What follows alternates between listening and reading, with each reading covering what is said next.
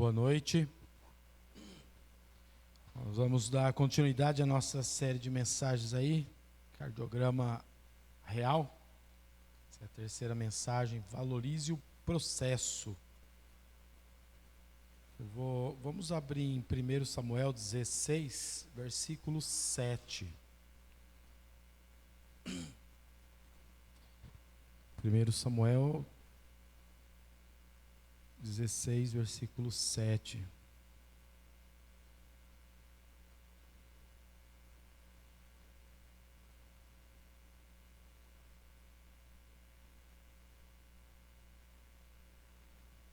O versículo diz: porque o Senhor não vê como vê o homem vê o exterior, porém o Senhor o coração. E nós já lemos também na liturgia, Atos 13, 22, que diz: mas Deus removeu Saul e colocou em seu lugar Davi, a respeito de quem Deus disse: Davi, filho de Jessé, é um homem segundo o meu coração, fará tudo que for da minha vontade. Vamos orar. Senhor Deus, mais uma vez louvamos e agradecemos ao Senhor por essa oportunidade de podermos nos reunir, engrandecer o teu santo nome e, através da tua palavra, reconhecer que o Senhor de fato é o Rei dos Reis, o soberano, e que nós temos que moldar os nossos corações para que seja de acordo com o coração do Senhor, para que possamos de fato servir e agradar ao Senhor enquanto estamos nesse mundo. Em nome de Jesus que oramos e agradecemos. Amém. Então, valorize o processo. Quando olhamos para grandes personagens históricos, geralmente lembramos do resultado final. Se eu mencionar qualquer um desses personagens históricos, você já lembra o final dele. Você sabe o que aconteceu. Você lembra das conquistas, das vitórias e, obviamente, dos seus feitos extraordinários. Vamos citando aí Davi, Sansão, Moisés, vários desses aí você já lembra aí o resultado final. O que muitas vezes não percebemos é como que eles foram forjados. Muitas vezes nós lembramos do resultado final, mas não lembramos do processo. De fato, nós almejamos o sucesso nas coisas que nós fazemos, mas muitas vezes ignoramos o caminho até ele. Muitas vezes cheios de frustrações, rejeições, e é necessário muita espera, muita paciência em algumas situações. De certa forma, eu entendo bem esse processo ao olhar para a minha própria vida. Quando começo a ver personagens históricos assim, e aí a gente consegue ver algumas coisas. Eu sei que fui forjado por Deus com tudo que passei no passado. Então eu cresci numa família incrédula. Nasci com pessoas que não se importavam com Deus, não tinham uma origem ali cristã, de pessoas que amavam a Deus e queriam servir a Deus. Se diziam cristãos, mas de fato eram incrédulos. Especialmente do lado paterno, eu convivia com corações que eram endurecidos e resistentes ao Evangelho. Inclusive, zombavam pessoas que tentavam evangelizar. Ouvi inúmeras vezes coisas difíceis e deboches, que sinceramente não vale a pena mencionar aqui, dessas coisas que ouvi. Situações semelhantes também se repetiam no trabalho, onde cheguei a ser apelidado na época de 10%. Chegaram no serviço, 10%, 10%. Por que eles falavam isso? Estavam acusando de eu ser ingênuo ao ponto de sustentar pastores ricos. Claro, era de uma igreja, que foi fundada por americanos. Obviamente eles tinham recursos, tinham carros e tudo mais, e eles falavam, claro, ao 10% aí que dá o dinheiro para eles ficarem ricos. Uma vez eu estava aqui na frente, quando estava construindo essa igreja, o pastor Marcos passou, na época ele tinha uma Zafira branca, que era do ano, e aí ele passou ali, ou quase do ano, não sei, e aí alguém viu, ah lá, já vai o pastor, né, que conseguiu tudo isso aí com o dinheiro dos fiéis, né? Ele achou que eu era alguém que trabalhava aqui, que não era da igreja. Então, mencionando. Então, esse tipo de coisa acontecia com frequência, né? Olha o 10%, olha o burro aí que dá dinheiro para pastor ficar rico.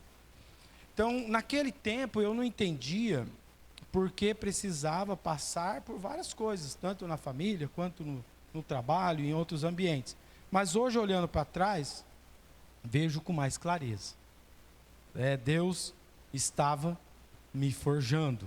Eu nasci naquela família porque Deus tinha um propósito. Encontrei aquelas pessoas no trabalho porque Deus tinha um propósito. Ele estava me forjando. Aquilo que aos meus olhos parecia apenas afrontas ou injustiças, na verdade era um processo de lapidação. Valorize o processo. Era uma verdadeira forja.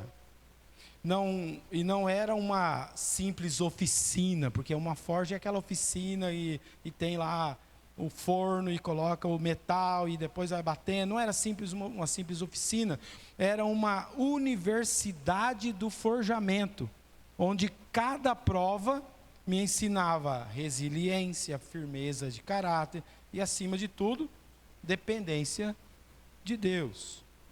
E quando cheguei ao ministério pastoral, tudo foi diferente.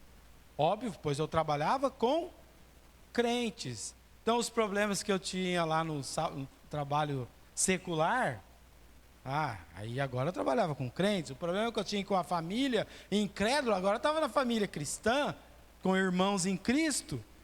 Então, tudo foi diferente. Só que não.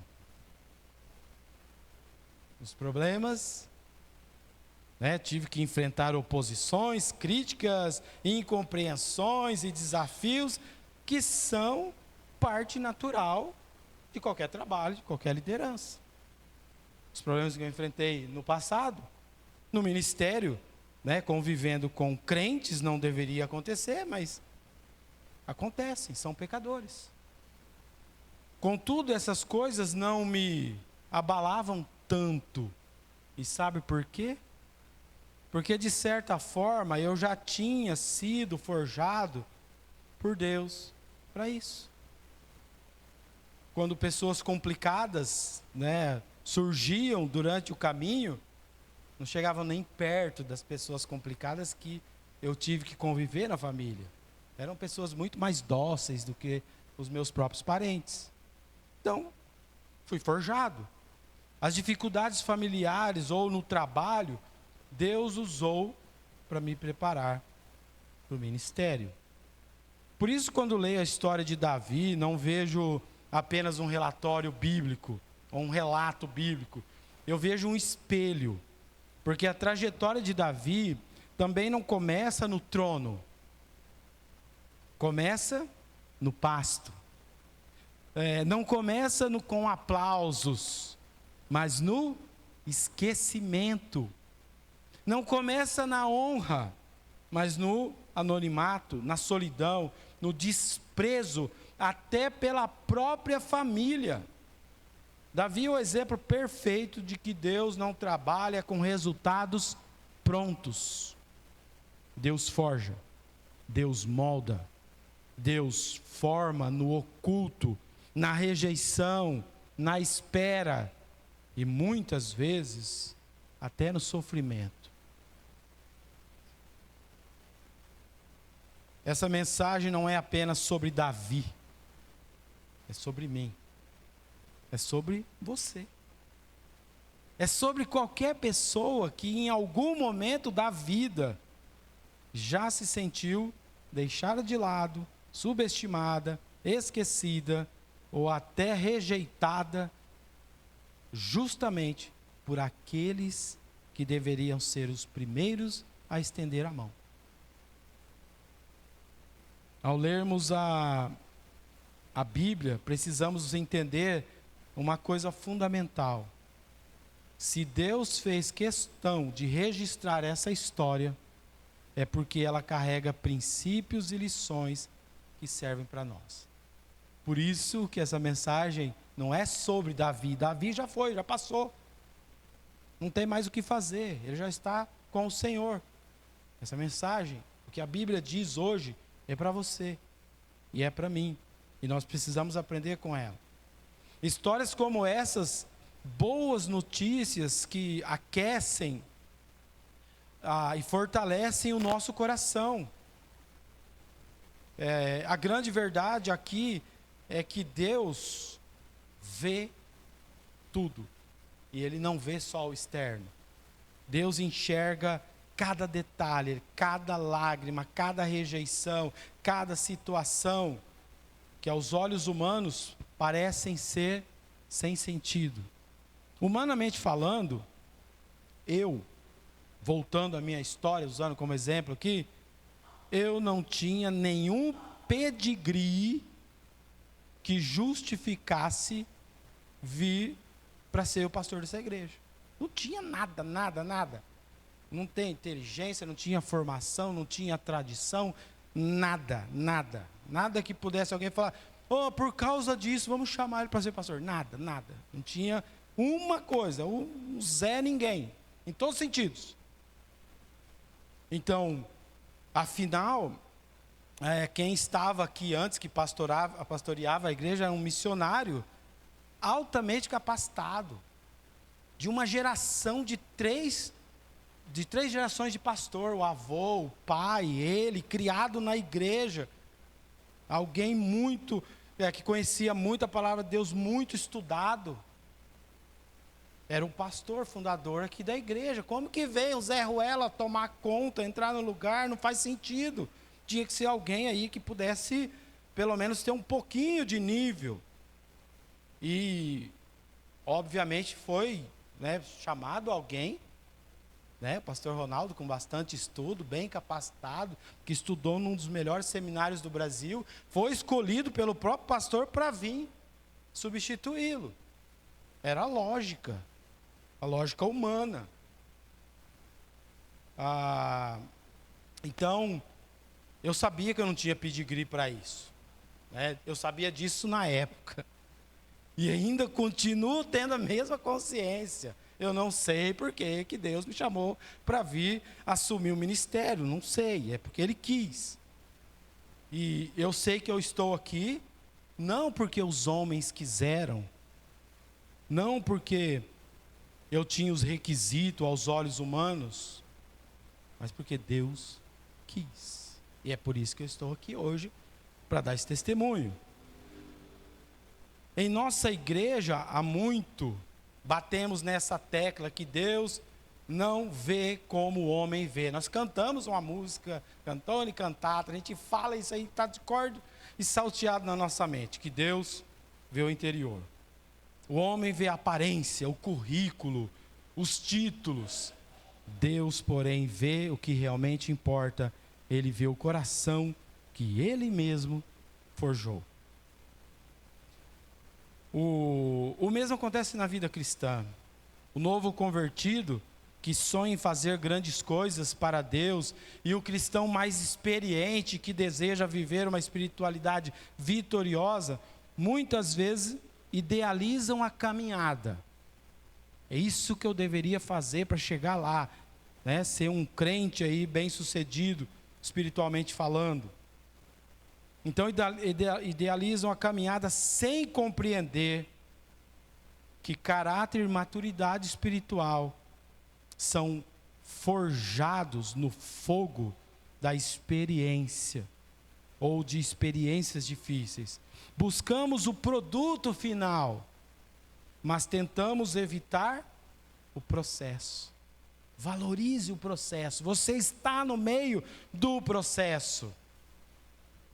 E nessa resistência, muitas vezes rejeitamos exatamente o caminho que Deus escolheu para nos conduzir à maturidade. Davi, o homem segundo o coração de Deus, é um dos maiores exemplos de como Deus constrói grandes coisas, não através de atalhos, mas por meio de um processo. Sua história desmantela nosso idealismo e nos apresenta uma realidade desconfortável, porém transformadora. Deus não está interessado em onde estamos, mas em quem estamos nos tornando. Deus rejeitou Saul e ordenou que Samuel fosse à casa de Jessé, pois já havia escolhido um rei. Samuel, como qualquer um de nós, tende a olhar para as aparências. Mas Deus deixou bem claro, falando no versículo 7, o homem vê o exterior, porém o Senhor, o coração. É por isso que nessa série de mensagens vamos falar muito sobre o coração, que é isso que o Senhor vê. E então Deus escolhe Davi, o mais jovem, o improvável, aquele que não foi lembrado pelo próprio pai. Enquanto seus irmãos estavam na fila dos prováveis, quem que vai ser o rei? Chegou aqui para escolher o rei. Chamou todo mundo, isso aqui são os prováveis. Davi estava no pasto dos improváveis, cuidando de ovelhas. Deus não escolhe como os homens escolhem. O que atrai o olhar de Deus não é talento, influência ou aparência, é o coração. É a partir de agora que nós vamos ver sintomas de um coração segundo Deus, ou um coração saudável. Um coração saudável serve no oculto, não precisa ter holofotes. Antes de empunhar uma espada, Davi ele segurava o quê? Um cajado. Enquanto o mundo busca pelos palcos, Deus procura corações dispostos a servir no anonimato. Davi aprendeu no silêncio dos campos a proteger, a cuidar, a lutar, não por reconhecimento, mas por responsabilidade. Seus encontros com leões e ursos não eram shows públicos, ninguém viu. Ele teve que contar, teve que falar. Mas foram experiências secretas, onde Deus forjava o caráter dele. O coração segundo Deus entende que as pequenas fidelidades são, na verdade, grandes ensaios para os chamados maiores. Outra característica de um coração saudável é que ele confia em Deus. O episódio de Golias não é sobre coragem humana, é sobre teologia prática. Enquanto Israel tremia diante do gigante, Davi via a situação sob uma outra ótica. Não era ele contra Golias, contra o gigante, era Deus contra quem afrontava o nome dele. Então ele confiava em Deus, ele não precisava ter medo. Não era ele que estava enfrentando aquele homem, aquele gigante. Davi sabia que que não precisava de recursos humanos, pois as armas do reino de Deus são diferentes das humanas. Um coração que confia em Deus sabe que gigantes não caem por causa de estratégias humanas, mas pela convicção de quem Deus é. Uma terceira característica de um coração saudável é que ele aceita a rejeição. Davi viveu o contraste. Amado pelo povo, rejeitado pelo rei Saul. Aclamado nas praças quando vencia batalhas, mas perseguido no deserto. Mas mesmo tendo oportunidades claras de eliminar o seu inimigo, Saul, ele escolheu não fazê-lo. Seu coração entendia algo que muitos não compreendem. Se Deus não me entregou, não é meu. Se não chegou o tempo de Deus, não é a hora. O coração saudável não força portas. Ele aceita a situação, aceita a rejeição, não fica tentando abrir outros caminhos à força. Ele espera, ele confia no tempo de Deus, no modo e na verdade e na vontade do Senhor. Um coração saudável, é uma quarta característica, ele abraça o processo. É tudo que nós estamos falando aqui. Valorize o processo. Poderia ser o título, abrace o processo. Nós queremos vitórias em todas as áreas. E podemos dizer que a principal é na área espiritual. Mas evitamos o processo que leva até ela. Davi viveu anos fugindo, escondido em cavernas, traído e rejeitado, mesmo sabendo que ele já tinha sido ungido, escolhido por Deus. Aparentemente o caminho até o trono parecia estar cada vez mais distante, mas na verdade, o trono estava sendo formado dentro dele, no seu interior. Durante aquele processo todo de perseguição ali, de Saul e tudo mais, todas as coisas estavam acontecendo, o coração dele estava sendo transformado. Antes que Davi sentasse no trono de Israel, Deus precisava ocupar o trono do coração dele. E mais uma característica, um coração saudável, volta para Deus. Podemos dizer que um coração saudável sempre volta para Deus. Davi não era perfeito. Davi era pecador. Eu já ouvi muitos dizerem que, ouvi um pastor falando isso, que o dia que leu a Bíblia e viu a história de Davi, ficou mais frustradíssimo. Como que pode um homem fazer as coisas que ele fez? Ficou muito irado com Davi. Por quê? Ele era pecador. E a Bíblia não esconde isso. Fica claro os pecados de Davi. Sua história não é um conto de fadas espiritual, não é uma coisa irreal. É um retrato honesto da tensão entre santidade e fraqueza. Nós não temos esse problema? Por que a luta? Por que a luta para ler a Bíblia? Por que a luta para orarmos? Por que a luta para fazer aquilo que é certo? Por que que nós esquecemos coisas boas? Vemos constantemente falando sobre, esqueci, todo mundo esquece, eu não tenho como acusar ninguém disso, eu também esqueço. Mas outras coisas não esquecem. Se for uma coisa que não é muito santa, principalmente aí que não esquece mesmo. Mas as coisas boas, nós temos uma dificuldade, uma luta muito grande. Quando pecou com Batseba e tramou a morte de Urias, vemos o pior lado de Davi. Ou podemos dizer, vemos o pior lado do ser humano.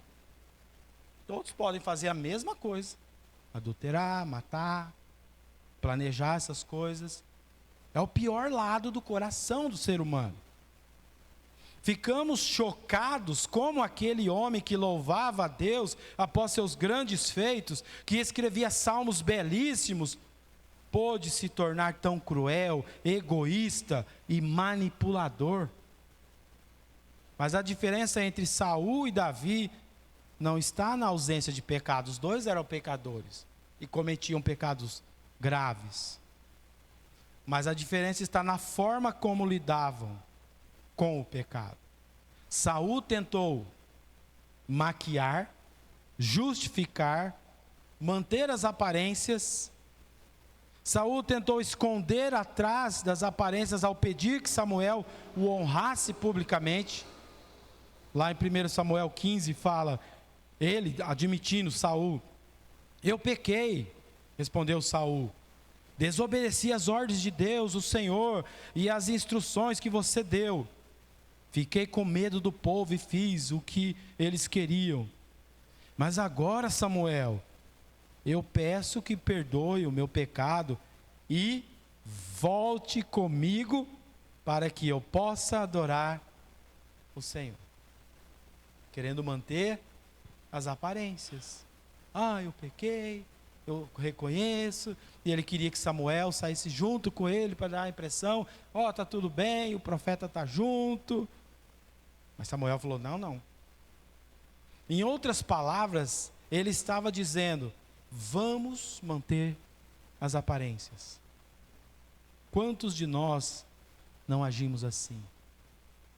Quantos de nós não queremos manter as aparências? As coisas podem estar caindo aos pedaços, mas queremos manter as aparências. Davi, por outro lado, quando confrontado por Natã, ele se quebrantou, reconheceu, confessou e transformou sua vergonha em salmo, um testemunho público.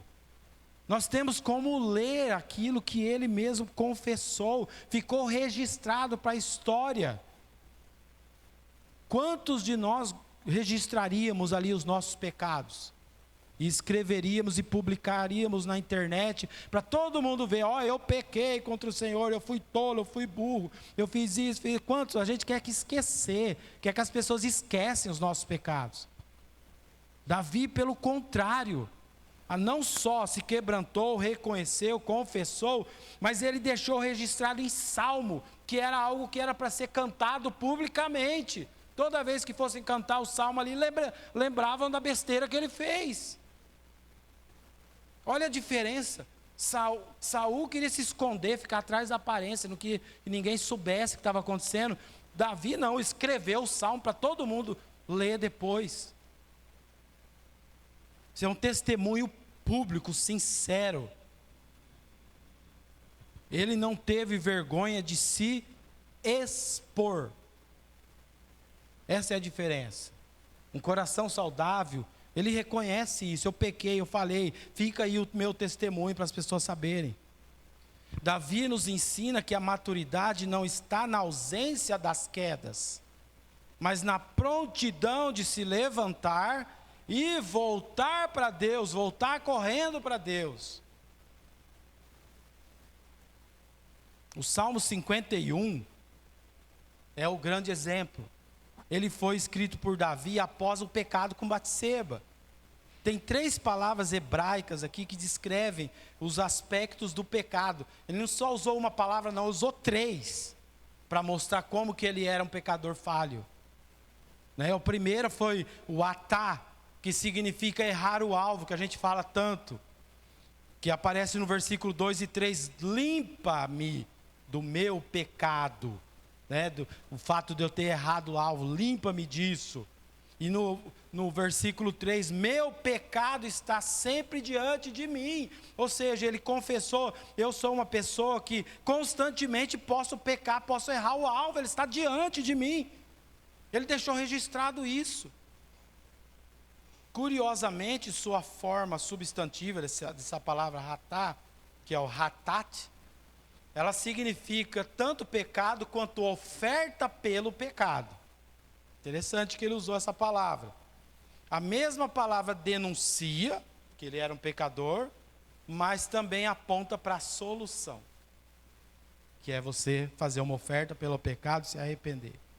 A segunda palavra que ele usa nesse salmo é pessá, que significa transgressão deliberada, rebelião consciente.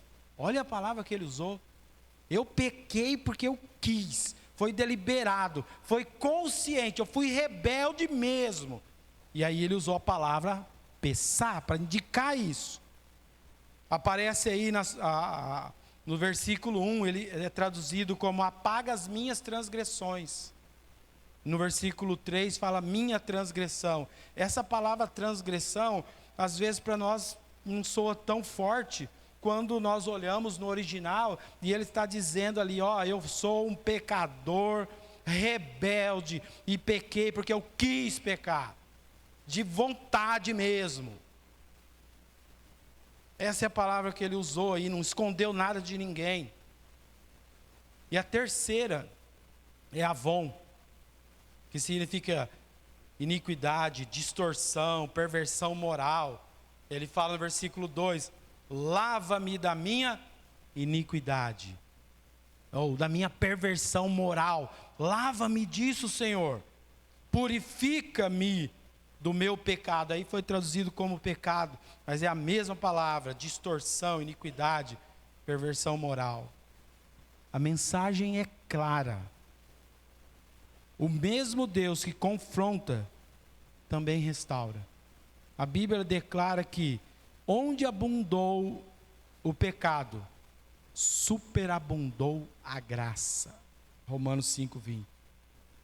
E o mesmo Davi que caiu, foi levantado pela mão misericordiosa de Deus. Diagnóstico final aqui desse coração que estamos analisando. A classificação: coração saudável. Embora marcado pelo forjamento necessário, a vida dele não foi fácil. Teve muitas pancadas e muitas marcas, mas o coração saudável. Sintomas desse coração saudável. Quer saber se seu coração está saudável? Você precisa desses sintomas aqui: dependência de Deus, fidelidade no oculto, não quando as pessoas estão vendo, mas quando você está sozinho, onde ninguém está vendo você, fidelidade, confiança em Deus, paciência, humildade e profundo quebrantamento. Sintomas de um coração saudável. Qual que é a consequência de ter um coração saudável? Aprovação divina, uma liderança frutífera e um legado eterno. Ter um coração saudável não é nunca pecar. Porque você fala: como que eu vou ter um coração saudável se eu sou pecador? Não é nunca pecar. Davi é um exemplo disso. É nunca se acomodar com o pecado, é diferente. Ter um coração saudável não é nunca pecar, é nunca se acomodar com o pecado. Você nunca vai ficar contente com a forma que está, você vai lutar para que mude. Não é ser perfeito. Ter um coração saudável não é ser perfeito. É ser perfeitamente dependente da graça de Deus. O trono do coração de Davi nunca ficou vazio. Quando o ego tentava sentar-se nele, o arrependimento vinha para destroná-lo e recolocá-lo no seu lugar. Olha o que diz o Salmo 51, versículo 17. Pois Deus não rejeita um coração quebrantado e contrito. Davi já havia sido ungido rei, mas quem ainda ocupava o trono naquela época era Saul. Isso nos mostra uma verdade importante: Davi não estava pronto. Antes de reinar, precisava ser testado, moldado e aprovado. Curiosamente, esse mesmo princípio se aplica ao seu maior descendente, Jesus Cristo, que também precisou passar pelo processo do sofrimento. A identificação de Jesus com a humanidade foi tão profunda que a própria Escritura afirma, lá em Hebreus: embora fosse o Filho de Deus, ele aprendeu, por meio dos seus sofrimentos, a ser obediente. Jesus tinha um coração saudável, e ele fazia o que tinha que fazer, e ele aprendeu através dos processos. Ele não pulou, não teve atalhos. Deus usa a tensão, os intervalos e os processos para esse propósito na vida de cada um de nós. Ele não ignora nossos sentimentos de frustração, porque existem, né? Sentimento de medo, até de raiva.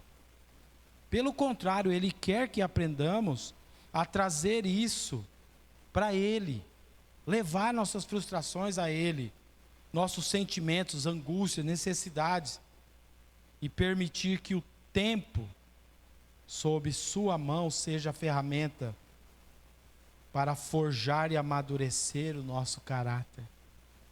Davi é um espelho. Nele vemos tanto o nosso potencial para a maturidade, quanto a nossa inclinação para o pecado. Mas, mais do que isso, vemos um Deus que não desiste dos seus. Um Deus que confronta, disciplina, mas que também restaura e capacita. Homens como Davi, e em grau máximo o próprio Senhor Jesus, são modelos de um coração segundo Deus. Como está escrito lá em Atos: achei Davi, filho de Jessé, homem segundo o meu coração. Ele fará tudo o que for da minha vontade.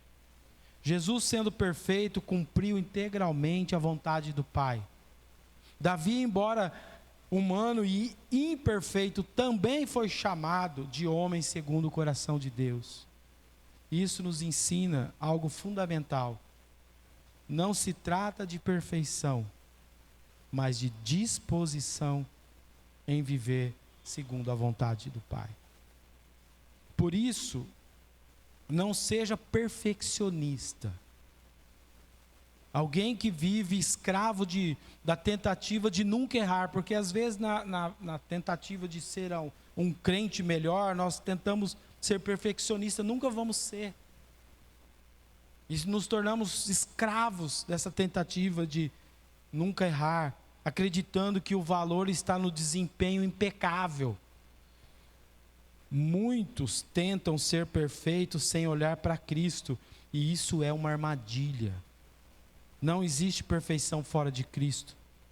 O que o Pai deseja é moldar em nós o caráter do seu Filho perfeito. E esse processo não permite atalhos. Valorize o processo, sem saltos de etapas. Valorize o processo assim como Deus valoriza. Se o seu desejo é ser alguém segundo o coração de Deus, não busque a perfeição, busque a presença de Deus. Porque no final, não se trata de nunca cair, mas de sempre saber para onde olhar e de quem segurar a mão para se levantar. Cair, vamos cair, pecar, vamos pecar, mas nós precisamos saber para onde olhar e estender a mão para que Ele nos ajude a levantar e voltarmos para Ele e fazermos a vontade dEle e continuarmos caminhando. Davi é um espelho para nós, e que possamos utilizar esse exemplo que o Senhor nos deixou, para que sejamos também pessoas segundo o coração do nosso Senhor.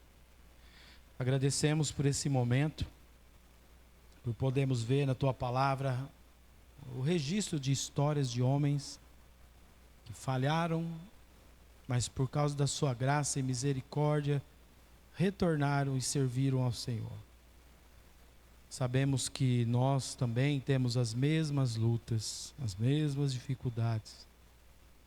Mas o Senhor é o mesmo Deus, o mesmo que tem misericórdia e graça e restaura, e está pronto para fazer uma transformação em nossos corações.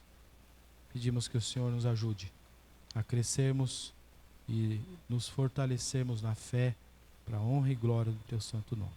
Em nome de Jesus que oramos e agradecemos. Amém.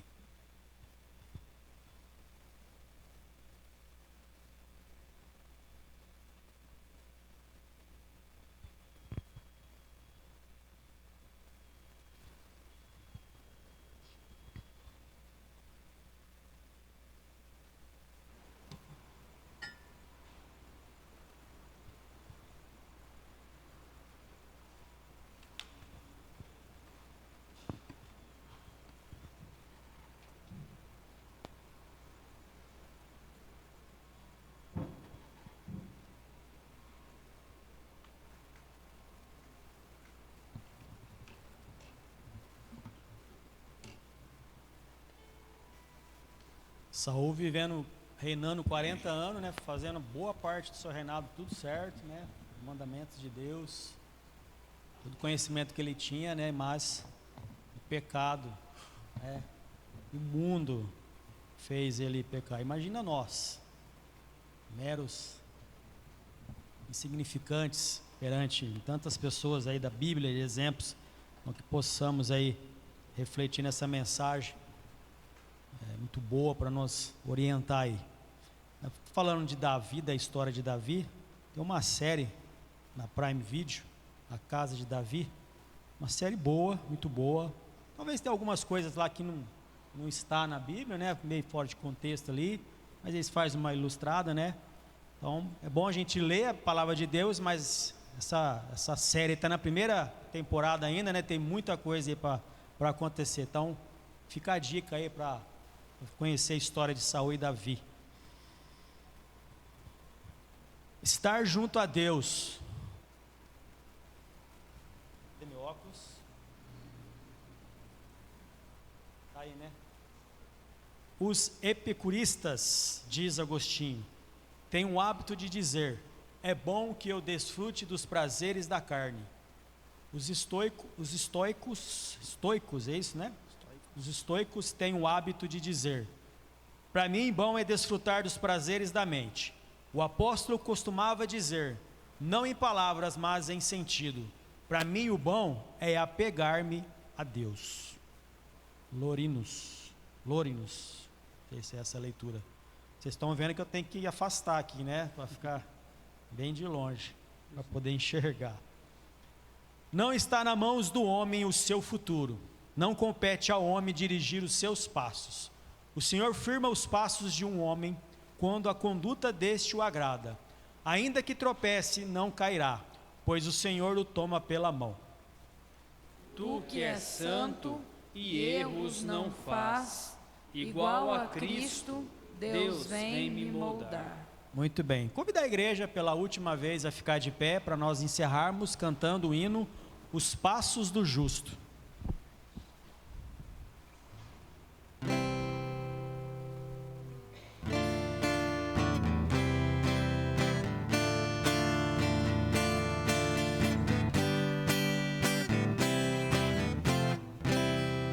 Nas